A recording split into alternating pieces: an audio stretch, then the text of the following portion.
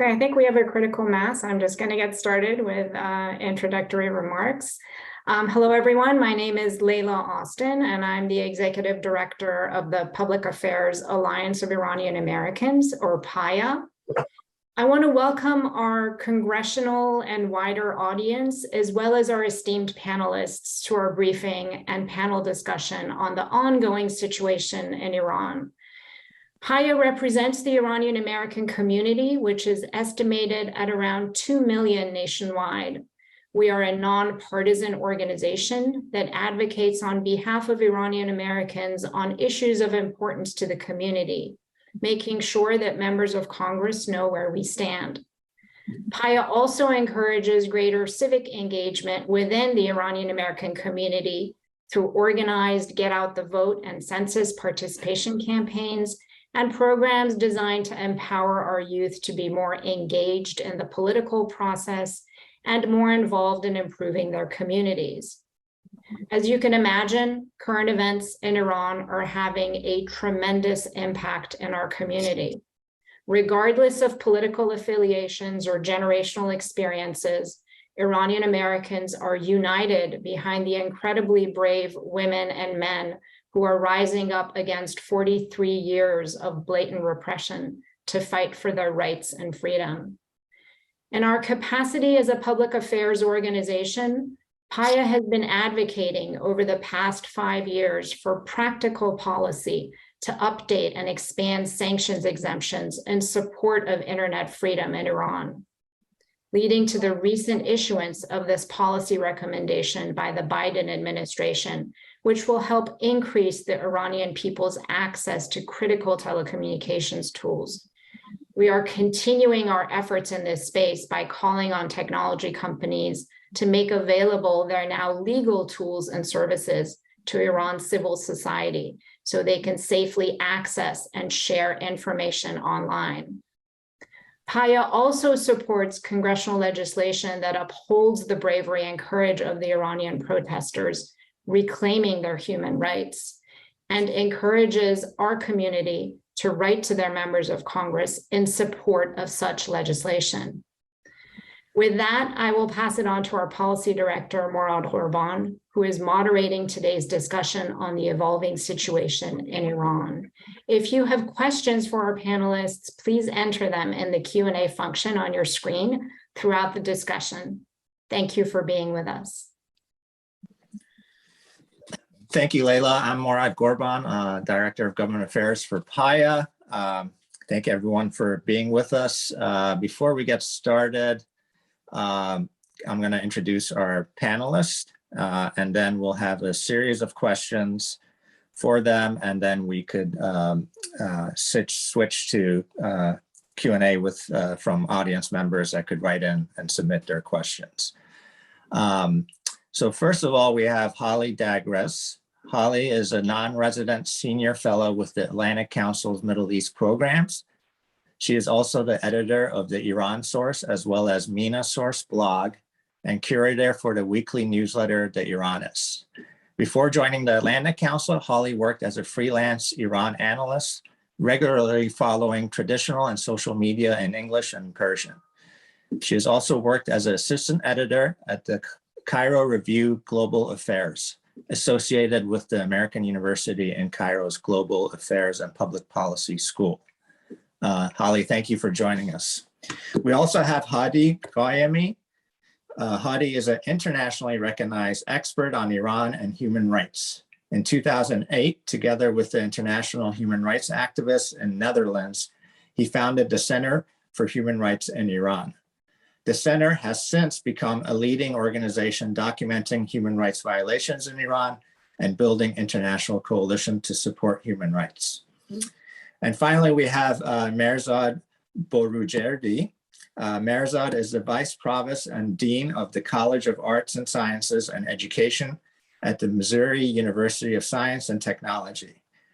Previously, he was a professor of government and international affairs and director of the School of Public and International Affairs at Virginia Tech, and before that, professor of political science at Syracuse University. He is the author of or co-author of several books, including Post-Revolutionary Iran, a political handbook published in 2018. So Mehrzad, thank you. Hadi, thank you. And Holly, thank you. I think we'll just start off for a question for all our panelists to chime in. We've seen nationwide protests in Iran before, with the 2009 Green Movement, and then 2017 and 2019. All were met by the Iranian regime with a heavy crackdown and violence. What strikes you as different this time around? Has Iran reached a tipping point? And Hadi, I'll let you start off with this one.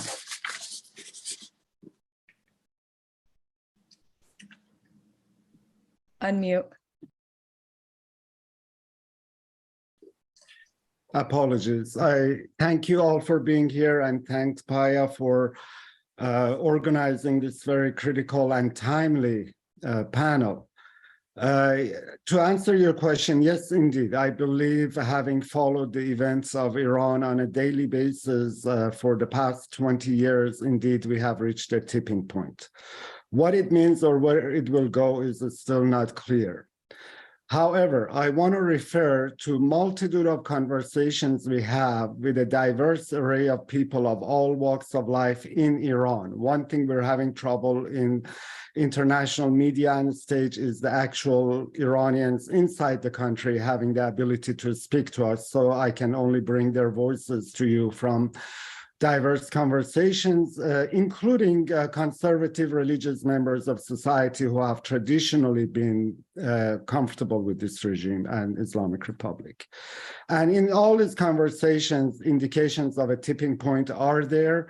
The one phrase that is used by everyone is there is no turning back. Everybody evaluates an irreversible process, particularly in the relationship between the state and society, has taken place that no one can imagine going back to life where the Islamic Republic has legitimacy of any kind in different social and economic classes of society. Why this is different than everything else we have seen before, there's some very clear upfront indications. It's led by women, it's spontaneous, young people, high school girls are leading it. Women's rights is very important, and it has popped up everywhere and anywhere around the country and has been the longest sustained weeks of protests. Now we're going to the 6th week of it.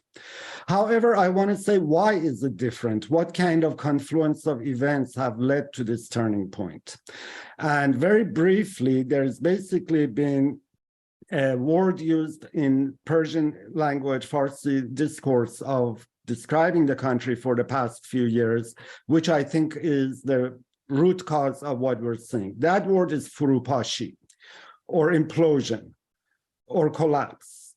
Basically, people in the country have been writing and talking about that, how the social fabric, economic fabric, legal fabric of the society are collapsing. And I think with death of Mahsa Amini, all of that came together. On the social collapse, we see that women's rights issues is foremost up front because it impacts half of the population who have been discriminated and treated as second-class citizens.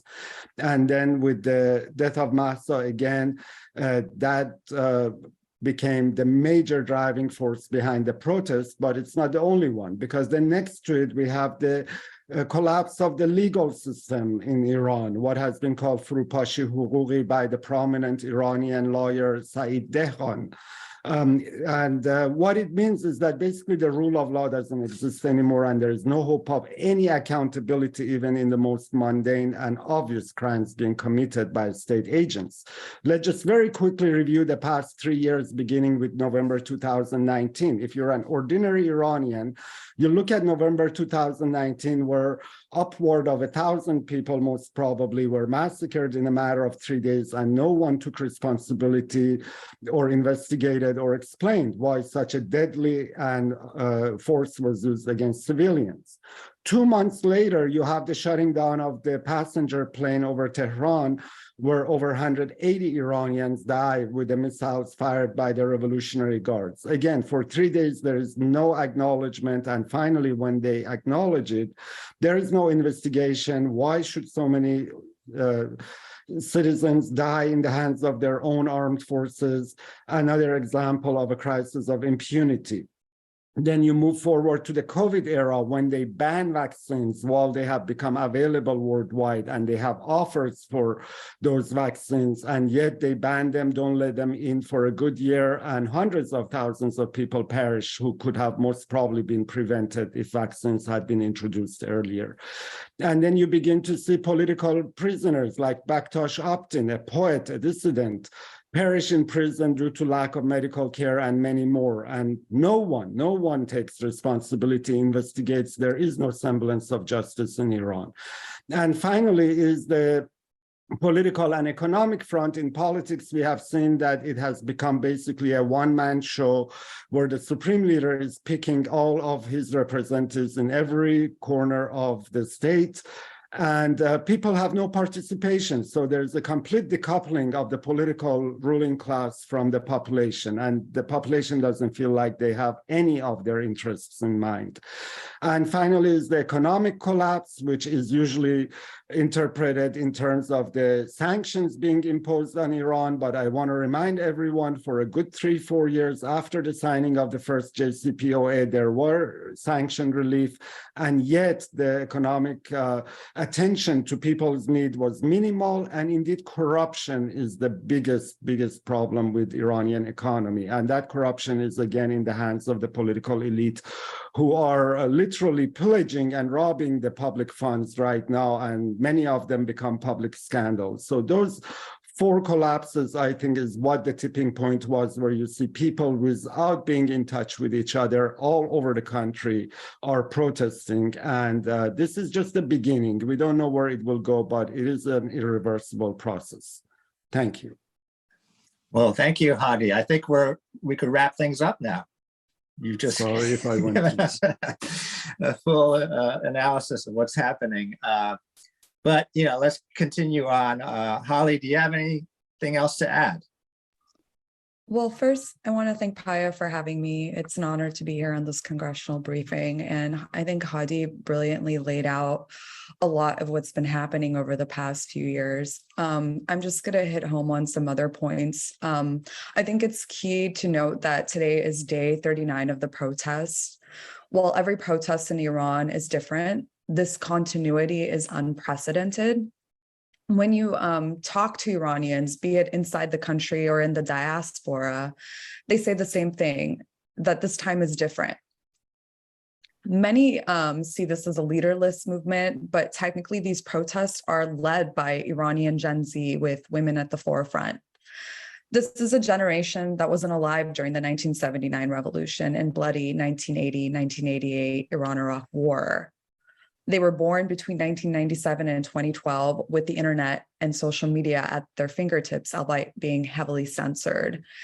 They were merely children when the 2009 post-election protests, known as the Green Movement, happened, and they were teenagers in November 2019 when security forces arrested and killed thousands.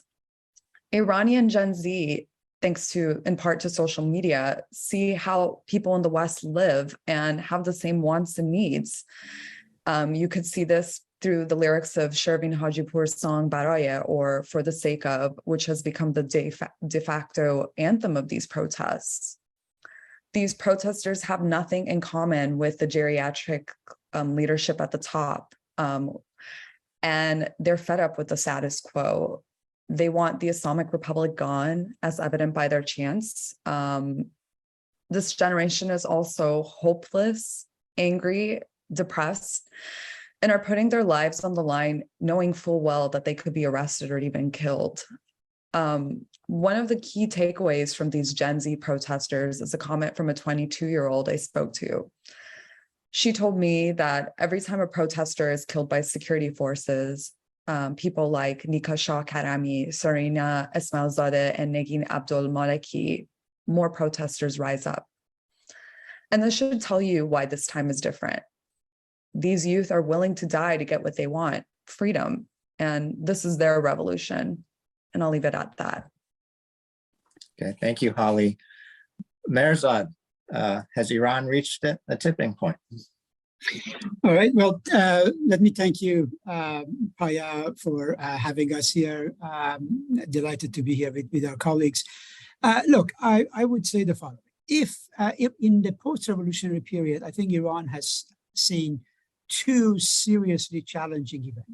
One was in 2009, when what became known as the Green Revolution, where we had people protesting, in silence, basically asking, "Where is my vote?" In response to a rigged presidential election. That Green Revolution gave the Iranian regime what I would call an indigestion, a serious case of indigestion. What has been happening for the last 6 weeks or so is really, I would say, a heart attack, a rather serious heart attack. It might not be fatal, but one that is going to leave its indelible mark on the polity for some years to come. Basically, I see the following 3 characteristics of what's happening right now that really gives one a lot of hope for the future. First of all is the impressive unity of the opposition, both inside and outside of the country, right? We have really never seen anything like this. A few days ago, there was a gathering in Berlin, Germany, where in excess of 80,000 expatriate Iranians showed up from all over the world. And I think, to my knowledge, that was the largest demonstration ever of Iranian expatriates outside the country, even predating the revolution. So that's one. Inside the country, we are dealing with a situation whereby you have more than 50% of the population being younger than 30, right? So it's a relatively young population. So majority of the people are born after the revolution. And what we are seeing is these folks telling us that they truly hate the government's educational and propaganda system, its value system. This is not something that is resonating with them. As I'm sure people have noticed from the faces that are on the social media, most of the people who are protesting fall into the category of high school and university students. It behooves us to remember that the student population, K through 12 and then university students, really account for 31% of the entire population. So 1/3 of the public, right, are really students. And of course, these are the ones that are truly disgruntled. And again, over 5 million expatriates, that accounts to something around 7% of Iran's total population being there. So that's number one for me. In other words, the facts of demography. The second one is the level of political maturity that we are seeing this time. Instead of the typical fights between this group and that group, for the most part, the protests that are being held inside and outside Iran are very inclusive. Right, very inclusive, without necessarily any type of particular leader or political group being in charge. It seems to me that this population, both inside and outside the country, basically have abandoned the search for these elusive Iranian moderates that many people were hoping will be able to rescue us from the predicament that the country is in. I would say we are dealing with a regime that is frankly incapable of solving the very basic needs of a population, and as such is really suffering from a very serious case of legitimation crisis. In the demonstrations, I have seen so far what I describe the most beautiful slogan of post-revolutionary period, woman, life, freedom, which frankly, I think, ranks at the very top, even by world standards of what, a nice slogan for a democratic movement should really be all about.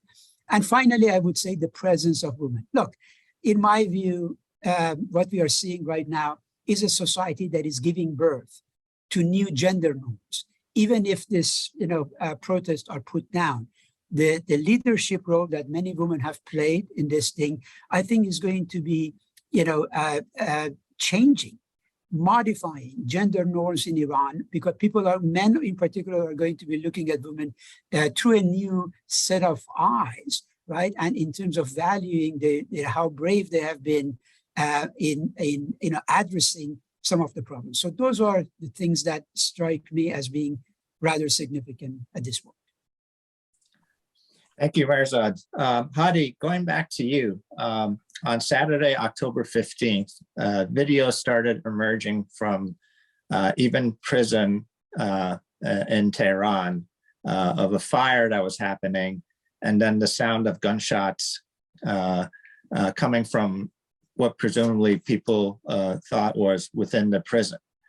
Can you first give us some background on the significance of Evin prison and what may have occurred on that evening of the 15th there, and then just the human rights situation within the prison and just throughout Iran at this current moment?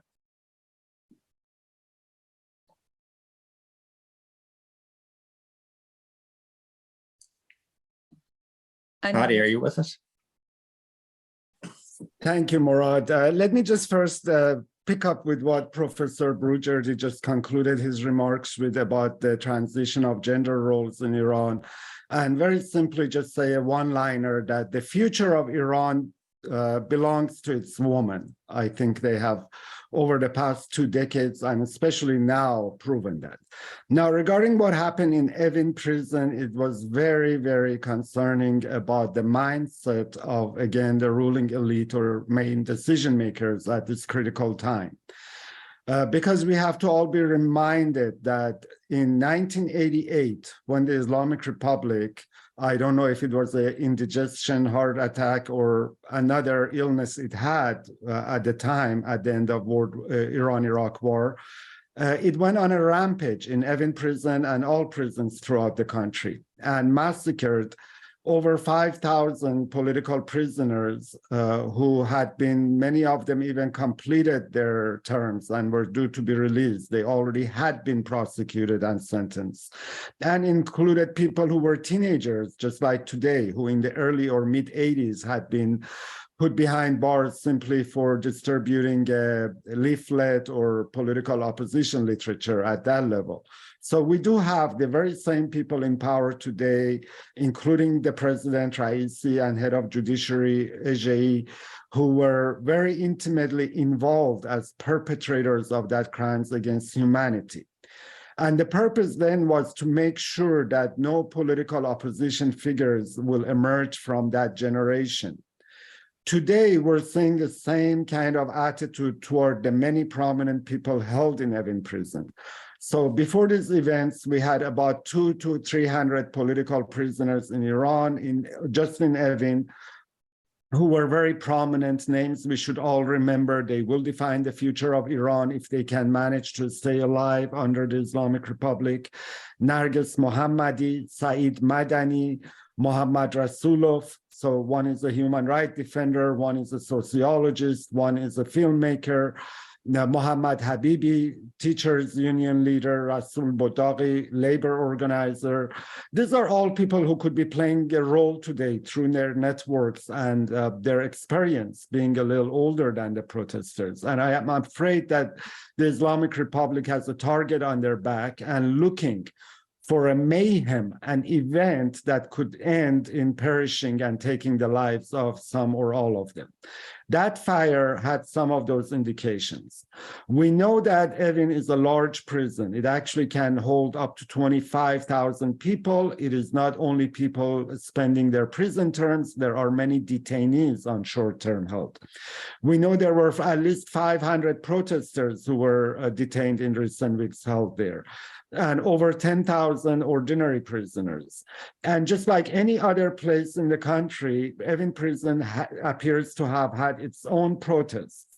And in wards were in excess of 1,000, 1,500 people, especially Ward 7. There were protests and Ward 8 on Thursday, Friday before it. So the regime was expecting some kind of event on that Saturday, and there are many indications that they may have very well engineered the fire. We don't know. We don't have any clarity except that it started to look like a war zone that evening, with huge amount of machine gun fire and all kind of explosions happening. Since then, political prisoners have had no visitation from their families. They say 8 ordinary prisoners were killed. We don't know who they are. There is no clarity. It just, to me, is a very, very strong omen, a bad omen that the regime could be targeting political prisoners so they can never come out and become the voice of protesters or compliment them.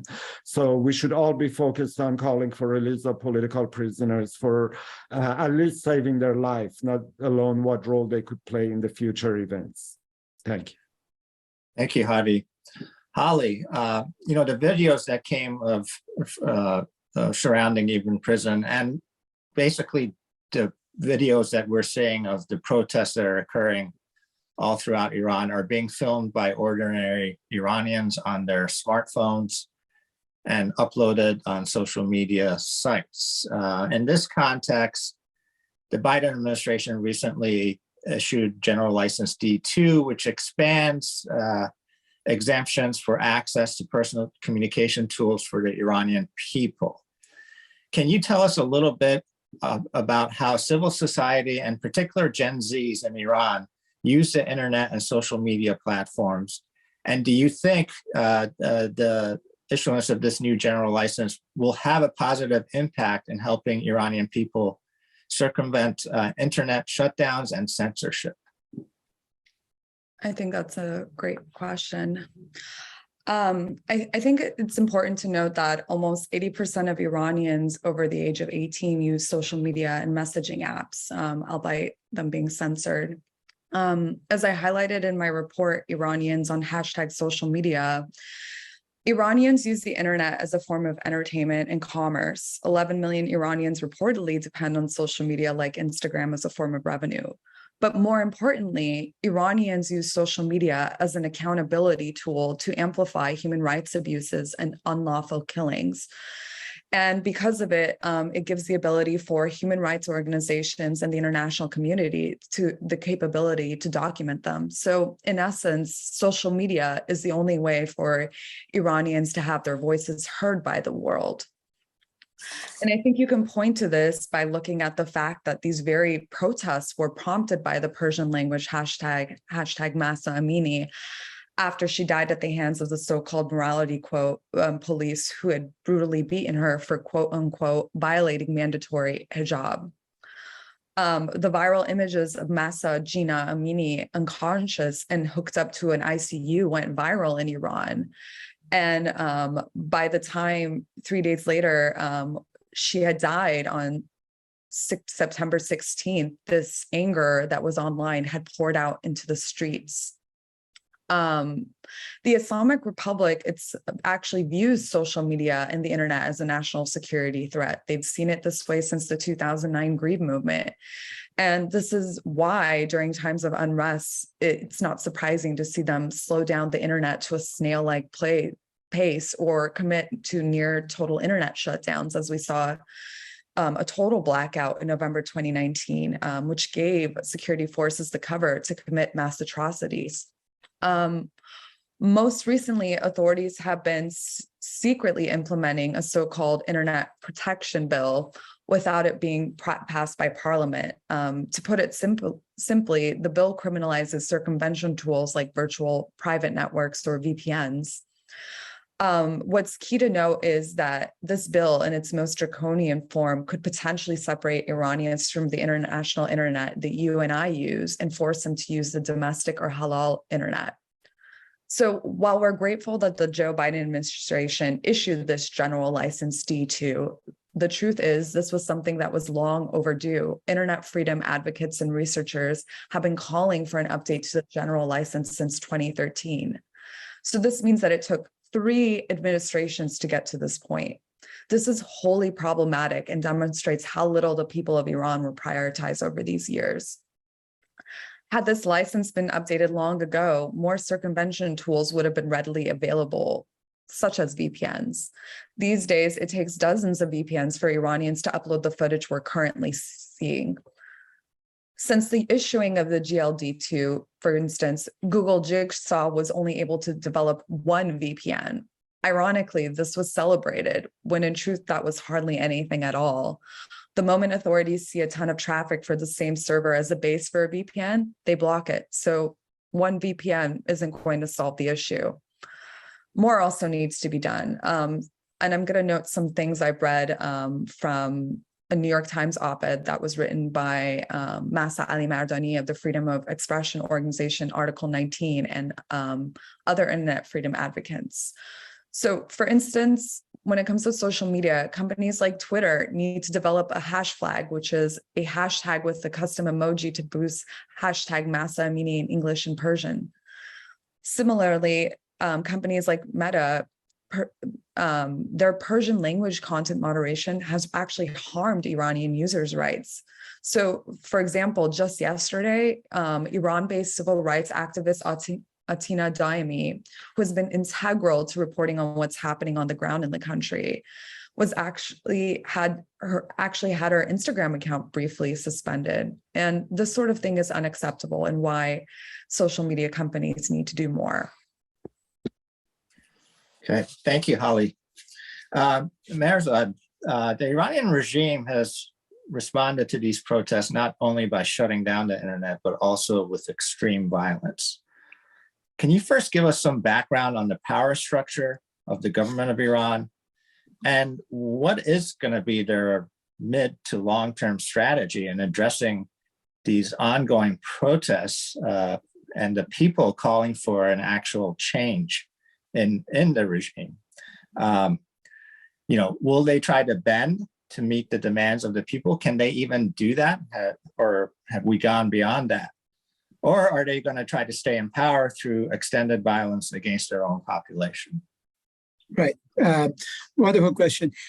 So as some of you may know, I published this book called Post-Revolutionary Iran, a political handbook that has biographies of 2,500 members of the Iranian political elite, and all sorts of data about the political trends. So basically, based on that long-term research, what I can tell you is that power is increasingly moving into the hands of the members of Revolutionary Guards and hardline clerics. To give you an example, on average, every post-revolutionary cabinet that we have had over the last 4 decades, on average, has had around 22% of cabinet ministers who were former IRGC, Revolutionary Guard members.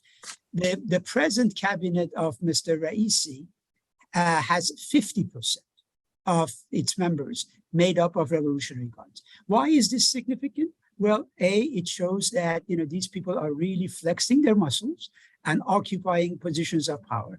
But also, I think it tells us something about their mindset, right? In terms of how they are prone to handle the crisis that we are seeing in the streets right now. What I see is also the following. It's a regime that has decided that because of its crisis of legitimation, that it's better off bastardizing the electoral process. So we saw, for example, in 2020, with a sham parliamentary election, right, where the lowest percentage of people took part. And also last year in 2021, with the presidential election, where all the other qualified candidates were ruled out, so that Mr. Raisi can emerge victorious from this thing. So in other words, the government has decided enough of this popular participation in the election. We want to engineer the electoral outcome, right? And I think that's another sign that is unmistaken in terms of where things are heading. So we have ended up right now, for example, with a parliament that is really nothing more than a rubber stamp organization. They do not have the courage to challenge the supreme leader. 80% of the sitting members of parliament have been elected for their first time. So not only they are inexperienced, but they are also very docile, right, in terms of how they view things. Or we have another institution called Assembly of Religious Experts, which again, just like the parliament, is totally irrelevant to how things are happening. In other words, they do not count on the power map of Iranian politics because it is the supreme leader and his cronies that are, calling the shots. So you ask, how would the regime handle this thing? I think what I expect, unfortunately, is that I expect nothing but more repression from the state. I don't believe we are dealing with a regime that has the foresight to think long term, right? We are having a supreme leader in the case of Mr. Khamenei, who is worried about a number of things, his age, his health, his legacy, his succession, who is going to come after him. And, he is a man who throughout the last 4 decades has demonstrated that he does not believe in making concessions. He has been in office now more than anyone except for the monarchies of the Middle East. I can only think of the kings of Jordan, the Shah of Iran himself, and the Sultan in Oman or Gaddafi in Libya as having outlived him in terms of the longevity of rule for Mr. Khamenei. So that's what is bringing to this picture, and that's why you get the green light from him for the security forces to crack down. So I think my reading of the situation is that their strategy is to suppress, right? After all, if this is the most consequential and serious uprising of the last 4 decades, then the regime is going to put it down.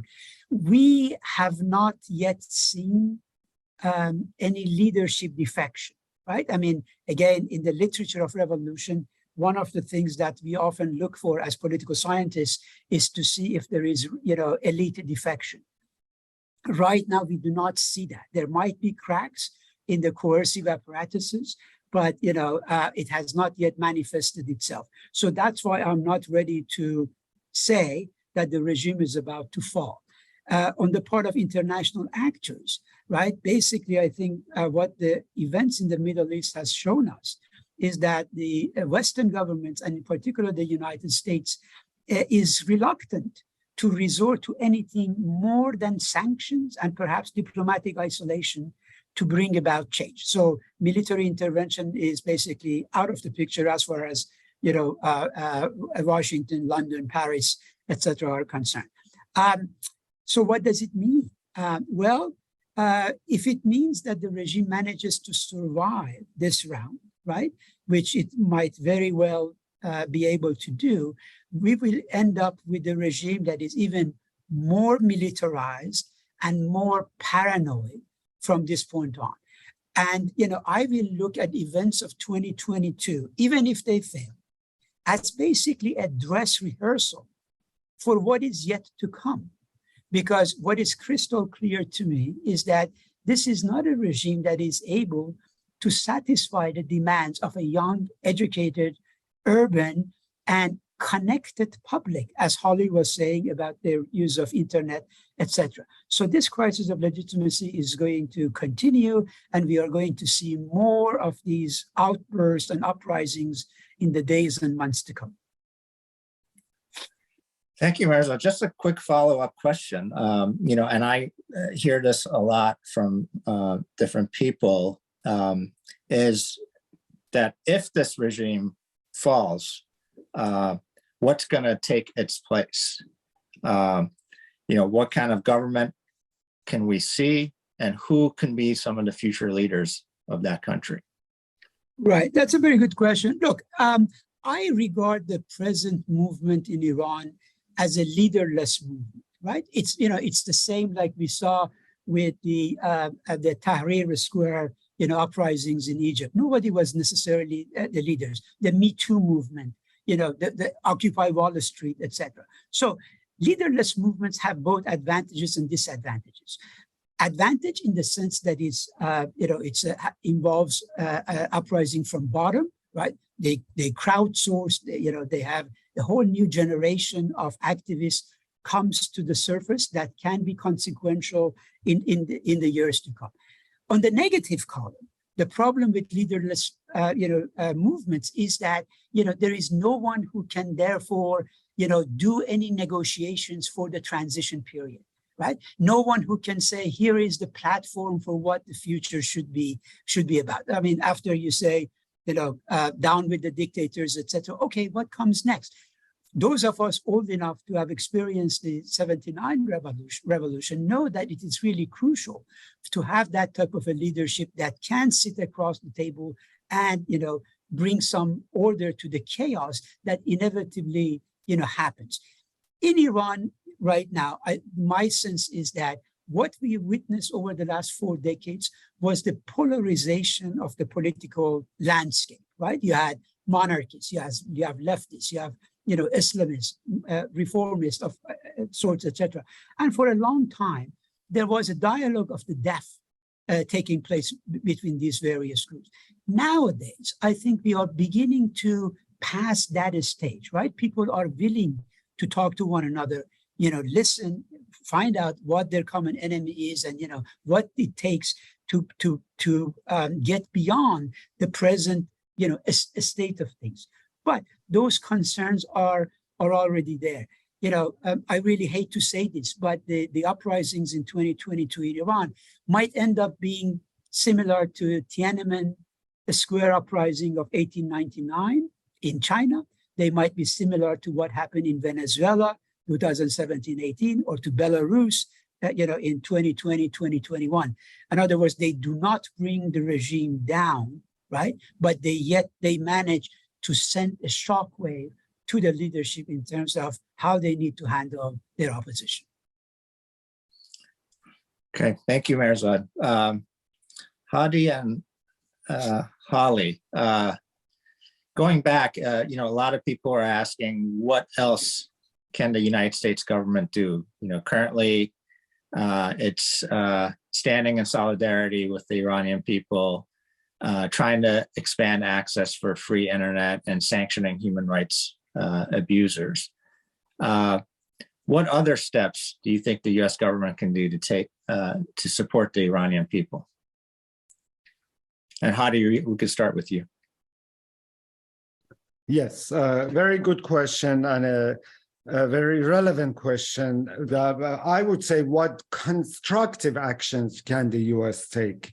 It's very important that the U.S. involvement does not actually hurt the cause of protesters rather than help.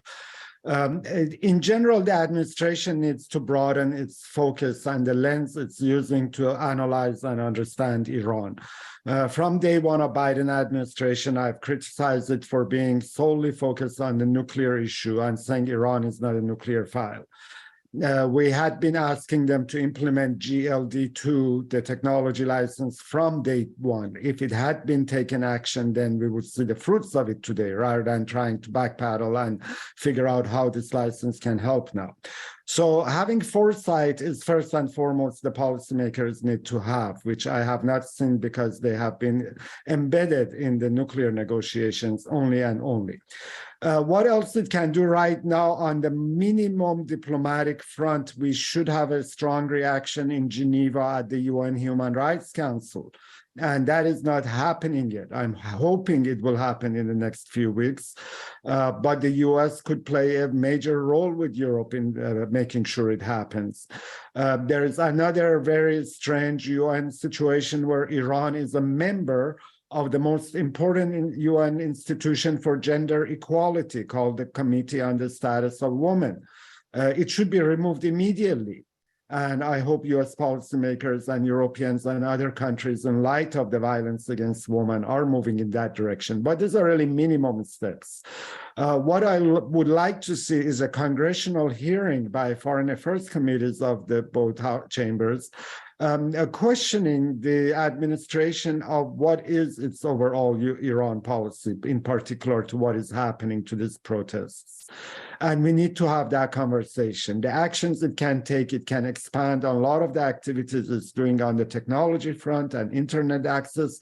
But I think delivering a large international global coalition condemning the Iranian government's behavior, especially against women and girls, is essential at the UN, at the upcoming G7 meeting, and in partnership with Europeans. And there are none, let me just say that Iranians are not just seeing Western lifestyle, they also very connected to what is happening in East Asia, South Korea. K-pop culture is huge in Iran on social media.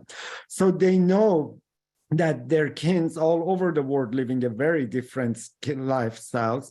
And I would love to see countries like Japan, South Korea, New Zealand, Australia, Chile, whose president been very outspoken, are brought on board in at least a moral coalition that isolates the Iranian government diplomatically. And I know that could be the beginning of at least some of Iranian ambassadors defecting. We saw that in 2009 already at the lower level than ambassador, but I know of at least 2 ambassadors abroad who could be defecting if there is a strong worldwide reaction and isolation.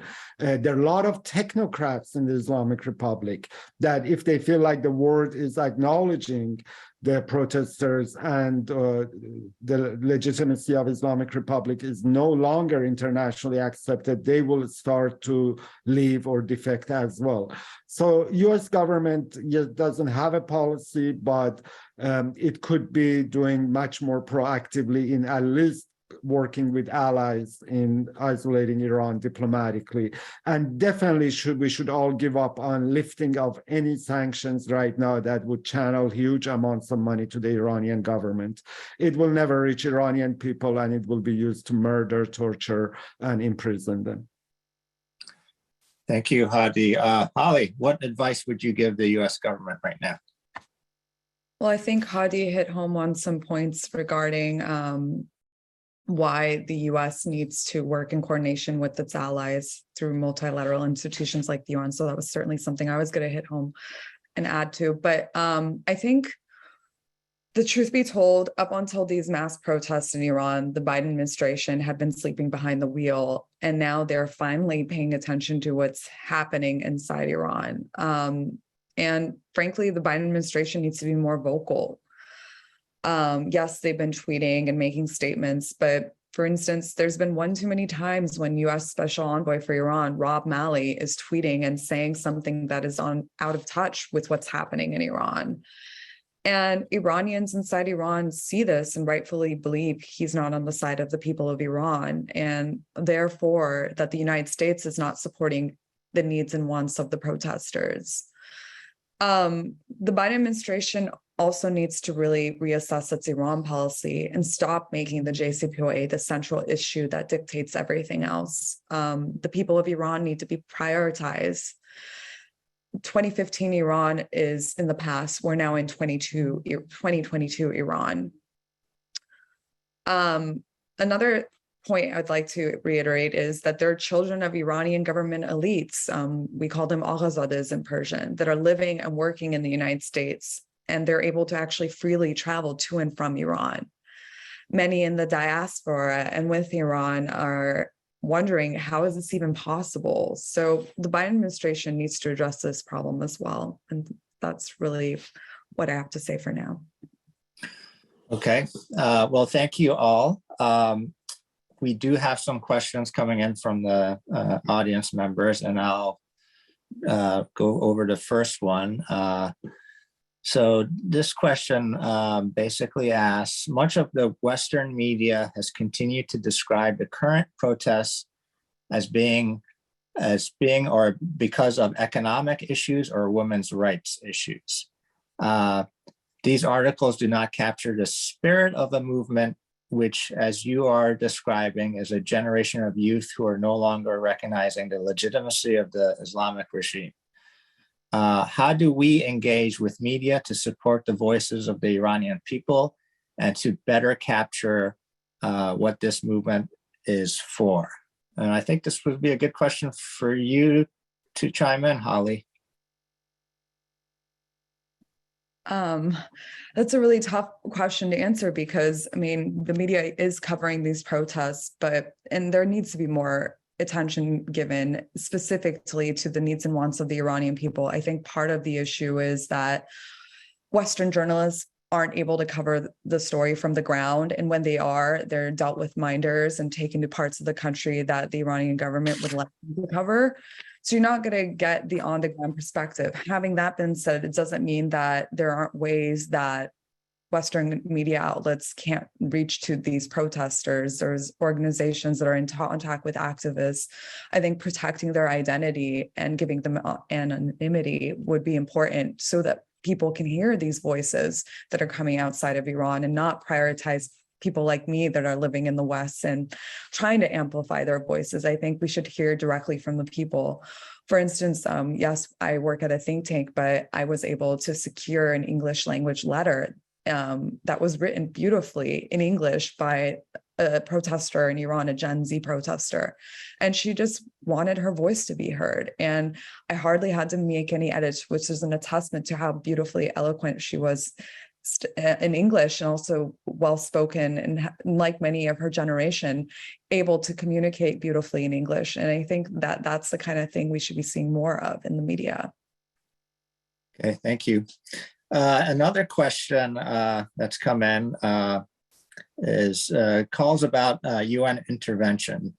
Do UN efforts to impact human rights in authoritarian nations really work? Are there examples of this?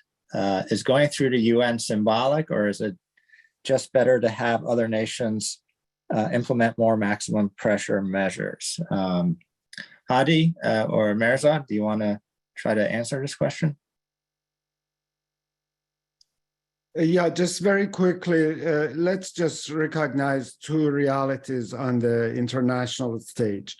One is that the UN pretty much the only multilateral institution we have that has the legitimacy and the different institutions to address human rights violations in a country like Iran. And second, that indeed the UN is not the most impactful on many fronts. I wouldn't say just on the human rights front. To me, absence of UN being an actor, a constructive actor during the pandemic globally, was an indication of how weak an institution it is to address crises and unfolding events. And yet it is the best we have. And it does have a Human Rights Council. And we should activate all these minimum diplomatic leverages or levers at our disposal. So it's not a question, will it work or not? It is the one main venue we have. The other thing is to really work, because in the UN, again, many countries don't want to take a strong action against others, so they shy away or abstain. But all the countries that claim to be defending the free world against rise of authoritarianism, which President Biden has made it the focus of his foreign policy, could play an important role by each of their actions and coming together in a coalition against human rights violations in Iran. Okay, thank you. Mehrzad, do you have any thoughts on that? Yeah, no, I agree with what Hadi was saying. Again, UN has a lot of prestige behind it. There has been a human rights commissioner who has been looking at issues of human rights violation in Iran for many years, and again facing all sorts of obstacles from the current government. I think we need to pursue a sort of a multi-pronged a strategy, right? Work within the confine of the United Nations for sure, but also think about putting pressure on many Western governments, democratic non-governmental organizations, etc., to really better inform them about what's happening in Iran, and also ask them for some actions. I think part of what I'm hearing, from interlocutors in Iran is that, they are in a bit, upset or disillusioned with just, the fact that many Western governments pay, lip service to the cause of human rights, in Iran, but really do not pursue it. I mean, one expects the same level of intensity and ferocity with which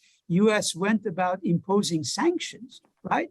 To now be thinking about, on the positive column, about lifting those sanctions that can be helping the public at this point. And honestly, that's not there, right? It's, they are not moving at the speed that is needed in terms of reaching out to the IT companies or so forth that can be helpful in this regard. So I think we will have some problems of legitimacy coming up when we start preaching once again about how American government, etc., values the cause of human rights, and in reality we are not lifting a true finger at a moment like this when so much is at stake and so many people have put their lives, careers, etc.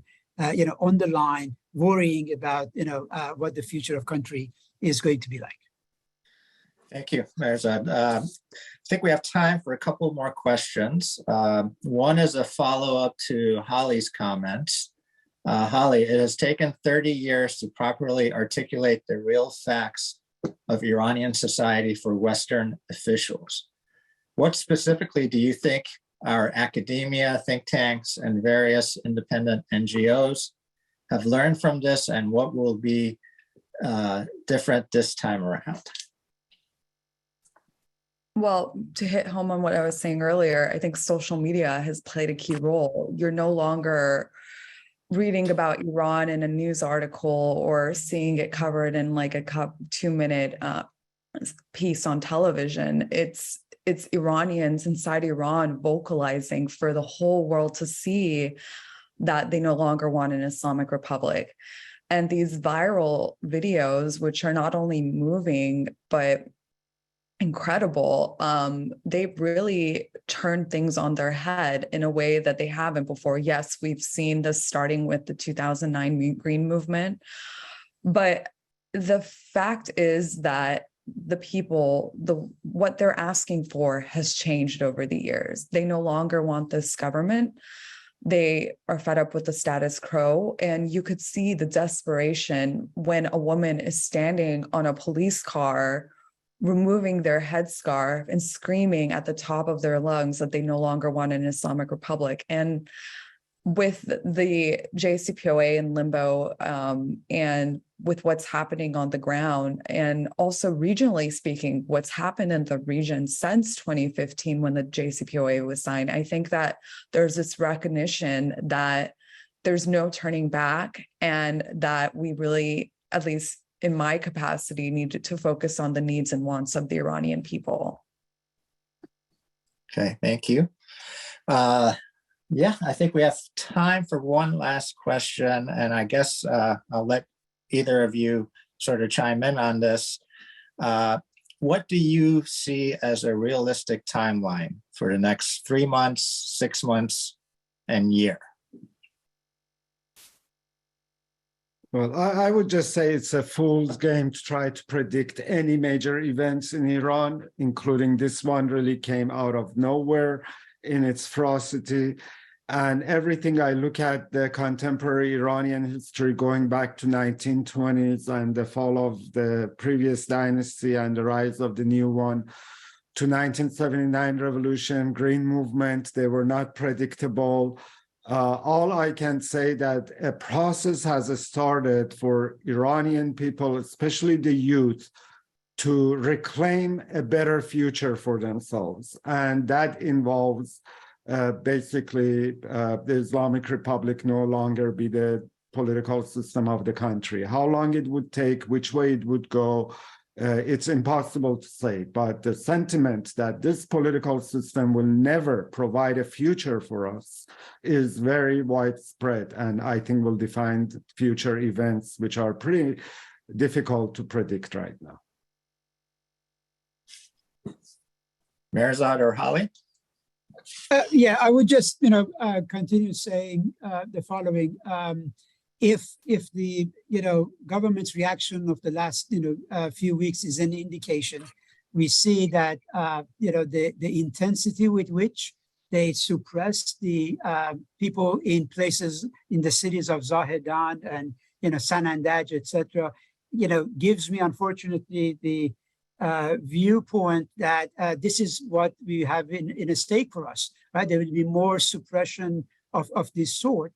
But again, this will be something that might give the government the advantage in the short term, but this is going to really cause fundamental problems. Look, this event of the last 5-6 weeks, etc., I think has made it very difficult for people to be sitting on the fence, right? You have to take a side. Whether you are with the government, you are with the opposition. So the room for maneuvering has been reduced because the demands have become so crystal clear in terms of what people are saying in Iran, as well as what we saw in with the Arab Spring.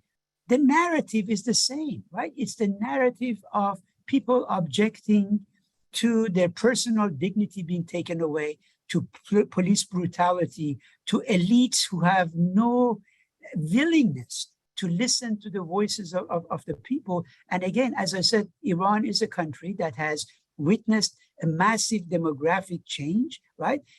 This is no North Korea, right? This is a country where this young population is very wired, very technologically savvy, and are formulating, articulating demands that a bunch of old theocrats who are trying to go back to the Quran to find solutions for the 21st century are absolutely failing to win them over. So expect more of these sort of crises. It might be a cat and mouse games, but the fact that we will have a cat and mouse game, I think, is beyond any doubt. Okay, thank you. Holly, any last words from you? Well, I certainly don't have a crystal ball. I think it's important to note that when the 1979 revolution, it was a 2 years process. And I think the one key takeaway is, social media has been very important in all this. I used to be the sort that didn't really believe in what is called keyboard activism. But when Iranian Gen Z sees celebrities that they watched on their television or listen to their music, or ordinary Iranians gather in Berlin in unprecedented numbers of 80,000 to 100,000 protesting in solidarity, that breathes life into what they're doing. And the more that this is amplified, the more that it carries them along to continue these protests. And I think it's important to highlight that. So when we talk about hashtags or solidarity protests, these things do matter, and we need to keep doing that. Okay, thank you, everyone. We've reached, gone over a little bit over an hour. I want to thank all three of our panelists. It's been very educational, and for taking the time to come and speak with us. I do believe we've recorded it, so anyone that's missed this will have an opportunity to come and view the video, which we'll be releasing later on. And again, thank you everyone for joining us. Thank you for your questions, and we will continue this dialogue and hopefully have future events like this. Thank you. Thank you.